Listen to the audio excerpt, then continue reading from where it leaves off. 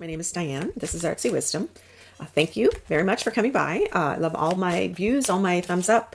I appreciate all of the new subscribers. And I'm just trying to grow my little channel, so I appreciate any and all efforts in that direction.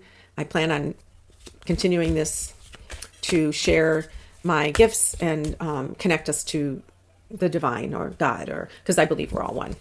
So there we are. So today I'm doing September for Leo. I'm a Leo as well. I'm a late Leo, but Venus is in Leo. So the areas of your chart that are highlighted. Now this is for Leo Sun and Leo Rising sign. So or Ascendant. So if you have your chart, that's where I would look. So you can look, if this is Leo and you know your other rising sign, you can look at both. So Venus has been retrograding or going backwards in your first house of you, how you come across, your personality, how people see you. So Venus there is a very beneficial planet. It causes usually benefits, luck, beauty. It's about money, art.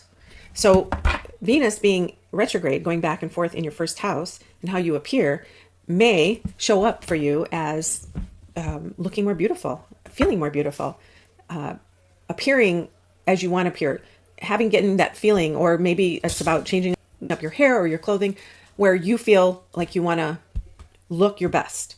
It's also related to confidence, because if you think about it, the more confident we are, the nicer we look, or the more attractive we look.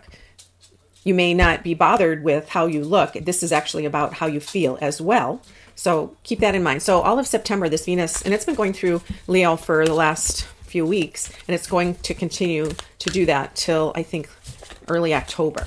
So, but this is for September. Another area of your life that is highlighted is your second house of finance. Mercury is there, and I did another video on Mercury retrograde. Mercury is going backwards as well, like Venus, but Mercury is about communication.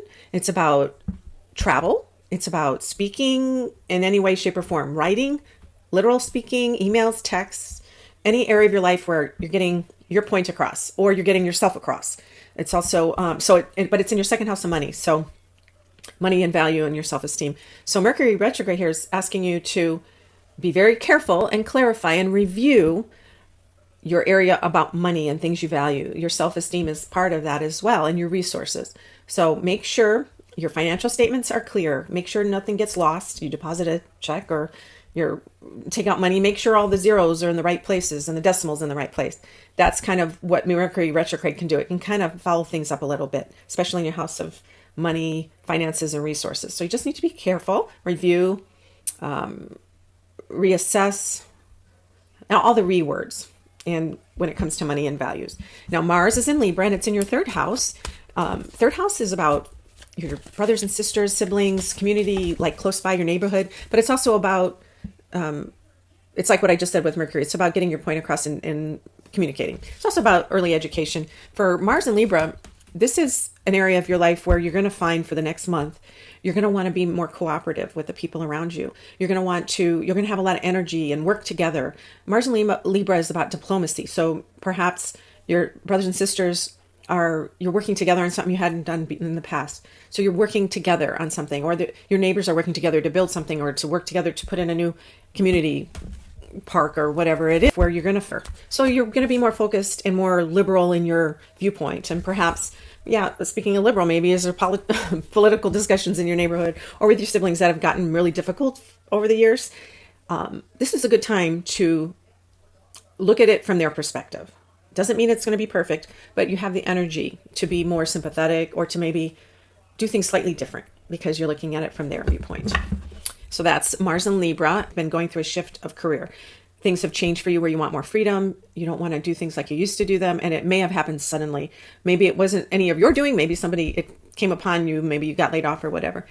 But at this point, Jupiter is conjuncting that Uranus to a degree. It's going to go retrograde, or it is retrograde now, and it's going to go back and forth. But the feeling or the energy is about expansion. So that feeling of needing freedom, needing autonomy, needing to not have a boss, being more authentic to whatever it is you want to do, is going to be accelerated or expanded. Now, by the end of the month, it's going to recede a little bit, that feeling of, oh, I'm never going to get that job that I want because I feel like it's going to just take forever, and you're going to may get a little frustrated. But by the end of the month, that's going to recede.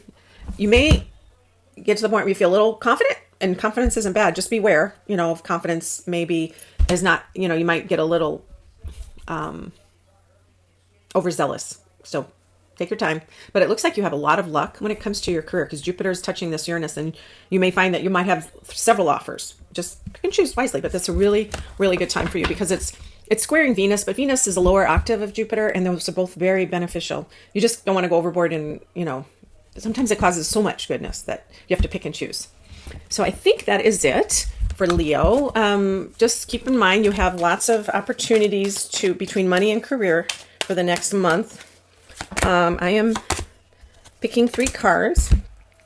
You have 2 of Swords, which is about making a decision, and you're kind of stuck about making a decision. So maybe that's what I'm hearing or I'm feeling, is that you want to, it's not like you may have lots more opportunities than normal, but at the same time, you want to make sure you're doing it. You're not rushing. Does that make sense? So I think that's what I'm seeing here. And then the moon, she's at night. She's also contemplation. This moon is a little bit of murkiness, because at night, you know how you can't see things very clearly.